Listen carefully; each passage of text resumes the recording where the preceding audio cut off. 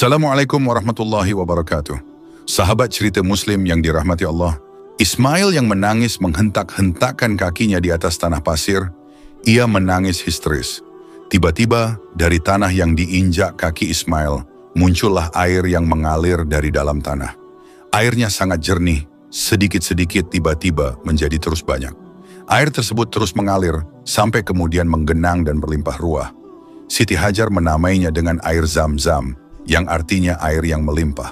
Hajar kemudian mengambil air dengan tangannya, ia bersyukur kepada Allah.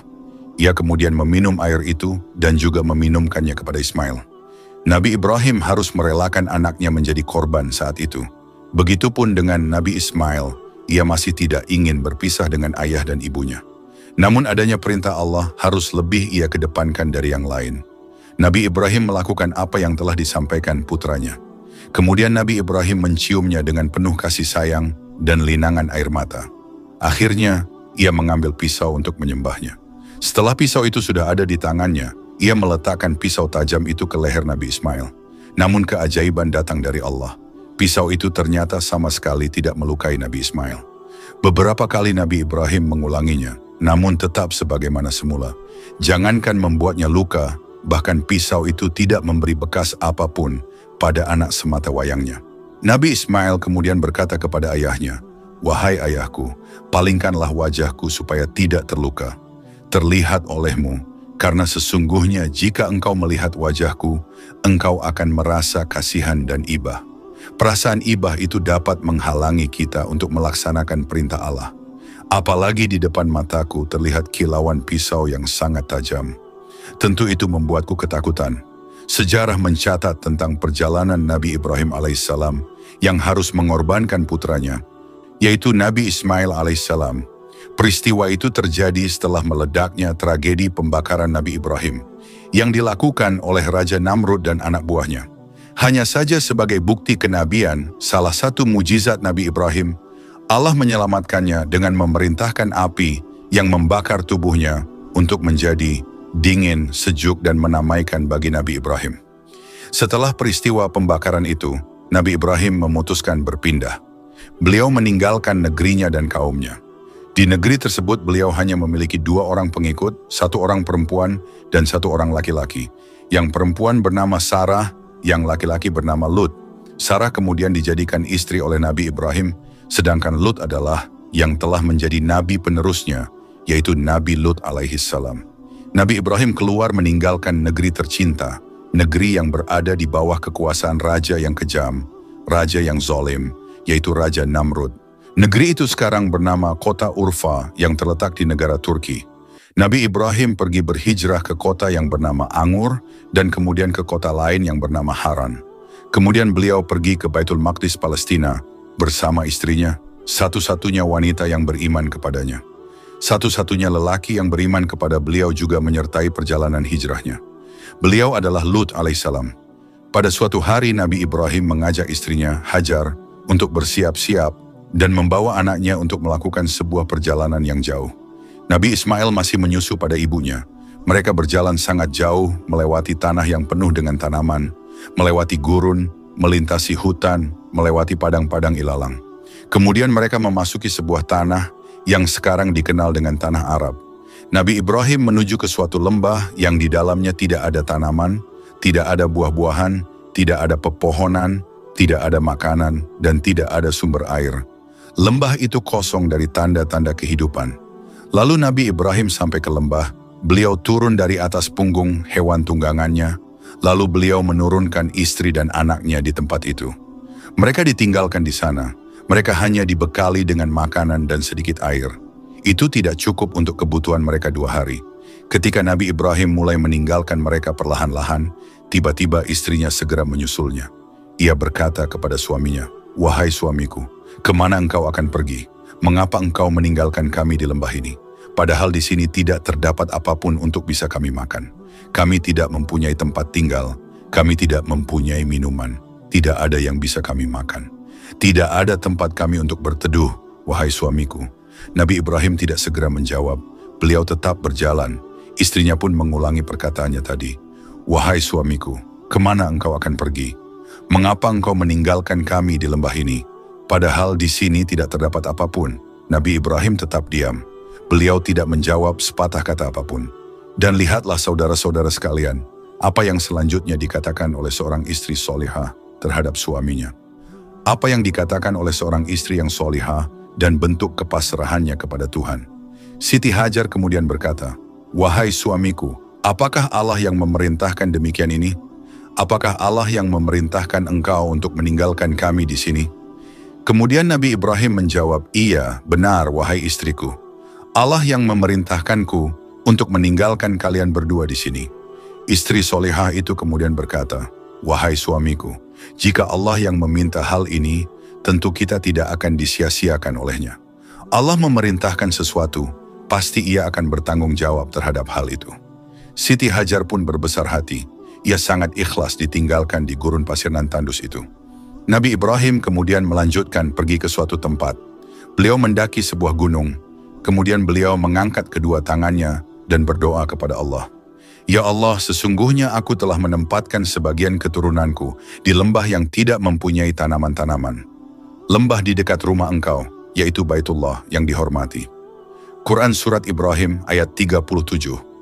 Saat itu Baitullah Ka'bah belum dibangun. Nabi Ibrahim kemudian meninggalkan istrinya dan anaknya yang masih menyusu di padang Sahara. Ibu Ismail menyusui anaknya dan mulai merasakan kehausan. Saat itu matahari bersinar sangat panas, membuat manusia mudah merasa haus. Setelah 2 hari, habislah air, keringlah air susu Hajar. Hajar dan Ismail merasakan kehausan yang luar biasa. Makanan mereka sudah habis, saat itu mereka merasakan kesulitan yang luar biasa. Ismail mulai menangis kehausan. Hajar kemudian meninggalkannya untuk mencari air. Ia berjalan dengan cepat hingga ia sampai di suatu gunung yang bernama Sofa. Ia menaikinya, meletakkan kedua tangannya di atas keningnya untuk melindungi matanya dari sengatan matahari. Ia kemudian mencari-cari sumber air, atau mencari sumur, atau mencari seseorang yang dapat membantunya. Ia berharap akan bertemu dengan kafilah, bertemu musafir yang dapat menolongnya, atau sekedar mendapatkan berita baru tentang hal apa yang terjadi di luar sana. Namun semua harapan itu tiba-tiba, namun tidak ada yang tercapai. Ia segera turun dari sofa. Ia mulai berlari-lari kecil melalui suatu lembah dan sampai ke suatu gunung yang bernama Marwa. Ia pun mendakinya. Ia ingin melihat apakah ada orang lain selain mereka berdua di gurun itu. Tetapi ia tidak dapat melihat seorang pun di sana. Hajar kemudian kembali kepada Ismail. Ismail kecil masih dalam keadaan menangis. Rasa hausnya semakin menjadi-jadi. Hausnya semakin bertambah. Ia segera menuju ke sofa. Dan berdiri lagi di atasnya, kemudian ia menuju lagi ke Marwah. Kemudian melihat-lihat lagi. Ia mondar-mandir, pulang dan pergi antara gunung yang kecil itu sebanyak 7 kali. Oleh karenanya, sampai sekarang, orang-orang yang haji wajib melakukan sahi'i, yaitu berlari-lari kecil antara Sofa dan Marwah sebanyak 7 kali. Ini adalah sebagai peringatan dan muhasabah atas peristiwa agung yang dialami Siti Hajar dan Nabi Ismail. Setelah putaran ke-7, Siti Hajar kembali dalam keadaan letih. Ia duduk di sisi anaknya yang masih terus menangis. Di tengah-tengah situasi yang sulit itu, Allah Subhanahu wa Ta'ala menurunkan rahmatnya. Ismail yang menangis menghentak-hentakkan kakinya di atas tanah pasir. Ia menangis histeris. Tiba-tiba dari tanah yang diinjak kaki Ismail, muncullah air yang mengalir dari dalam tanah. Airnya sangat jernih. Sedikit-sedikit tiba-tiba menjadi terus banyak. Air tersebut terus mengalir, sampai kemudian menggenang dan berlimpah ruah. Siti Hajar menamainya dengan air Zam-Zam, yang artinya air yang melimpah. Hajar kemudian mengambil air dengan tangannya. Ia bersyukur kepada Allah. Ia kemudian meminum air itu, dan juga meminumkannya kepada Ismail. Kehidupan tumbuh dan bersemi di kawasan ini. Sungguh benar apa yang dikatakan oleh Hajar. Allah tidak akan membiarkan siapapun selama mereka berada di jalan Allah. Berkat air Zam-Zam itu, kafilah, musafir mulai menjadikan lokasi itu sebagai rute perjalanan mereka. Bahkan orang-orang mulai tinggal di kawasan itu. Tanda-tanda kehidupan manusia semakin nampak jelas di sana. Nabi Ibrahim beberapa kali mengunjungi Hajar dan Nabi Ismail. Nabi Ismail mulai tumbuh menjadi remaja yang tangguh dan tangkas. Ia amat soleh dan cerdas. Nabi Ibrahim sangat sayang dan menaruh perhatian yang luar biasa kepada Ismail. Akan tetapi ternyata, di puncak kasih sayang antara anak dengan ayahnya itu, Allah Subhanahu wa Ta'ala menginginkan menguji mereka dengan ujian yang dahsyat. Suatu malam Nabi Ibrahim bermimpi. Dalam tidurnya, ia diperintahkan untuk menyembelih dan mengorbankan anak satu-satunya, yaitu Ismail. Anak yang sudah ia tunggu-tunggu hadirnya selama kurang lebih 8 tahun, ternyata harus dikorbankan untuk Tuhannya. Yang lebih berat lagi, Nabi Ibrahim sendirilah yang diperintahkan untuk mengeksekusi, untuk menyembelih Ismail. Menurut sebagian pendapat, usia Nabi Ismail pada waktu itu adalah 7 tahun. Ada juga yang mengatakan berumur 13 tahun, sebagaimana dijelaskan oleh Syekh Wahbah Zuhaili dalam kitab Tafsir Al-Munir. Nabi Ibrahim sangat bingung bagaimana menyikapi mimpinya. Ia tidak lantas membenarkan, namun tidak pula mengingkari. Nabi Ibrahim merenunginya beberapa kali. Beliau memohon kepada Allah supaya Allah memberinya petunjuk yang benar kepadanya. Setelah malam yang sangat membingungkan itu selesai, ternyata pada malam kedua, mimpi itu datang lagi. Mimpi yang sama, begitupun dengan malam ketiga, mimpi itu datang lagi. Setelah mimpinya yang ketiga, Nabi Ibrahim yakin dan membenarkan bahwa mimpi itu benar. Mimpi seorang nabi adalah wahyu yang wajib dilaksanakan. Setelah itu Nabi Ibrahim menyampaikan tentang mimpinya kepada anak sematawayangnya. Nabi Ibrahim SAW berkata, "Wahai anakku, sesungguhnya aku melihat di dalam mimpiku, aku tengah menyembelihmu. Lihatlah, pikirkanlah bagaimana pendapatmu." Quran Asy-Syaffat ayat 102, mendengar pernyataan dari ayahnya, dengan tegas dan penuh ketenangan, Ismail SAW menjawab, "Wahai ayahku, lakukan apa yang diperintahkan Allah kepadamu. Insya Allah engkau akan mendapatiku termasuk orang yang sabar." Quran Asy-Syaffat ayat 102, mereka berdua adalah sosok yang sangat taat pada perintah Allah. Nabi Ibrahim SAW dan Nabi Ismail SAW melakukan apa yang telah menjadi ketetapan bagi keduanya. Dengan hati yang sedih, dengan rawat wajah yang dipenuhi linangan air mata, semuanya harus mereka ikhlaskan, semua itu demi memenuhi perintah Allah. Bahkan Nabi Ibrahim SAW harus mengorbankan anaknya sendiri, disembelih olehnya sendiri, dilakukan oleh dirinya sendiri. Namun semua itu mereka lakukan sebagai bukti bahwa seorang hamba haruslah mengikuti semua perintah Tuhannya. Kejadian itu juga merupakan contoh keteladanan luar biasa yang harus dilakukan oleh umat Islam setelahnya. Bahwa tidak ada yang lebih mulia selain mengikuti perintah Allah, dan tidak ada kenikmatan yang lebih sempurna selain menjalankan semua kewajiban darinya. Setelah keduanya sepakat untuk melakukan penyembelihan itu, Nabi Ibrahim kemudian membawa Nabi Ismail ke Mina, yaitu lokasi eksekusi terhadap Ismail.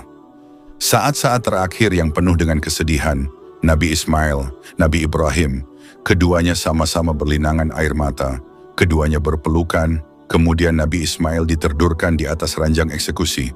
Nabi Ismail kemudian berkata kepada ayahnya dengan suara yang senduh, "Wahai ayahku, kecangkanlah ikatanku agar aku tidak bergerak. Sing-singkan bajumu agar darahku tidak mengotori bajumu. Jika nanti bajumu kotor, ibu melihat bercak darah itu, maka ia akan bersedih. Percepatkanlah gerakan pisau itu di leherku agar terasa lebih ringan bagiku. Karena sungguh kematian itu sangat dahsyat. Apabila engkau telah kembali, maka sampaikanlah salamku." Setelah mendengar ucapan anaknya, Nabi Ibrahim menangis, terseduh-seduh. Kemudian beliau ciumi Nabi Ismail berkali-kali. Dengan perasaan yang sangat sedih, dengan linangan air mata, Nabi Ibrahim sebagai ayah dari anaknya menjawab, "Na'am ya bunaya al-a'unu anta ya bunaya ala amrillah." Wahai anakku, sungguh sebaik-baiknya pertolongan adalah engkau, wahai anakku, pertolongan dalam menjalankan perintah Allah. Setelah perbincangan antara keduanya selesai, meledaklah tangisan mereka. Nabi Ibrahim tidak bisa menahan air matanya untuk tidak mengalir. Di satu sisi ia harus melaksanakan perintah Allah. Di sisi yang lain ia sangat sayang kepada anaknya. Namun sebagai seorang yang taat terhadap perintah Allah, Nabi Ibrahim harus merelakan anaknya menjadi korban saat itu. Begitupun dengan Nabi Ismail, ia masih tidak ingin berpisah dengan ayah dan ibunya. Namun adanya perintah Allah harus lebih ia kedalaman. Didepankan dari yang lain, Nabi Ibrahim melakukan apa yang telah disampaikan putranya. Kemudian Nabi Ibrahim menciumnya dengan penuh kasih sayang dan linangan air mata. Akhirnya ia mengambil pisau untuk menyembelihnya. Setelah pisau itu sudah ada di tangannya, ia meletakkan pisau tajam itu ke leher Nabi Ismail. Namun keajaiban datang dari Allah. Pisau itu ternyata sama sekali tidak melukai Nabi Ismail. Beberapa kali Nabi Ibrahim mengulanginya, namun tetap sebagaimana semula. Jangan akan membuatnya terjadi. Bahkan pisau itu tidak memberi bekas apapun pada anak semata. Wayangnya, Nabi Ismail kemudian berkata kepada ayahnya, "Wahai ayahku, palingkanlah wajahku supaya tidak terlihat olehmu. Karena sesungguhnya jika engkau melihat wajahku, engkau akan merasa kasihan dan iba." Perasaan iba itu dapat menghalangi kita untuk melaksanakan perintah Allah. Apalagi di depan mataku terlihat kilauan pisau yang sangat tajam. Tentu itu membuatku ketakutan. Lagi-lagi sosok Ismail sangat menakutkannya. Berperan dalam menjalankan perintah Allah. Ketika Nabi Ibrahim harus melakukan perintah yang tidak bisa diterima oleh akal manusia. Kemudian Nabi Ibrahim menuruti permintaan anaknya. Dia palingkan wajah Ismail supaya tidak menghadap ke wajahnya. Akan tetapi yang terjadi tetap sama. Pisaunya yang sangat tajam tetap tidak bisa melukai Nabi Ismail. Berbagai macam pertanyaan muncul saat itu. Di mana pisau yang sudah diasah dengan sangat tajam itu? Pisau yang bisa memotong habis satu buah pohon besar dengan satu buah pukulan. Pisau yang bisa membelah batu yang sangat keras. Tidak bisa melukai leher Nabi Ismail yang begitu halus dan lembut. Saat itulah Allah menurunkan firman-Nya, sekaligus menjawab berbagai macam pertanyaan. Lalu kami panggil dia, "Wahai Ibrahim, sungguh engkau telah membenarkan mimpi itu. Sungguh demikianlah kami memberi balasan kepada orang-orang yang berbuat baik. Sungguh ini benar-benar suatu ujian yang nyata. Kami tebus anak itu dengan seekor sembelihan yang besar. Kami abadikan untuk Ibrahim, ujian di kalangan orang-orang yang datang setelahnya." Seperti itulah kisah heroik histeris dan sangat dramatis yang terjadi pada Nabi Ibrahim Nabi Ismail. Ketika keimanan dan keyakinan sudah melekat di dalam jiwa, ia mampu mengalahkan segala kemauan yang bersifat rasionalitas. Meskipun rasio tidak menerima akan tindakan seorang ayah untuk menyembelih anaknya, namun keimanan lebih ia kedepankan dari itu semua. Setelah semua skenario itu selesai, sangat tampak kesabaran dan ketaatan Nabi Ibrahim dan Nabi Ismail. Oleh karenanya Allah tidak menghendaki penyembelihan itu terjadi, bahkan melarangnya dan menggantinya dengan seekor kambing yang sangat besar.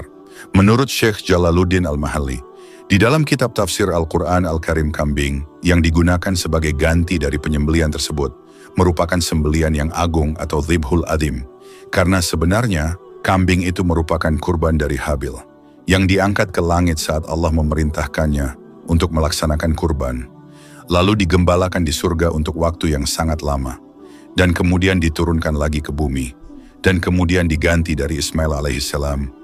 Wallahu alam bisawab. Wassalamualaikum warahmatullahi wabarakatuh.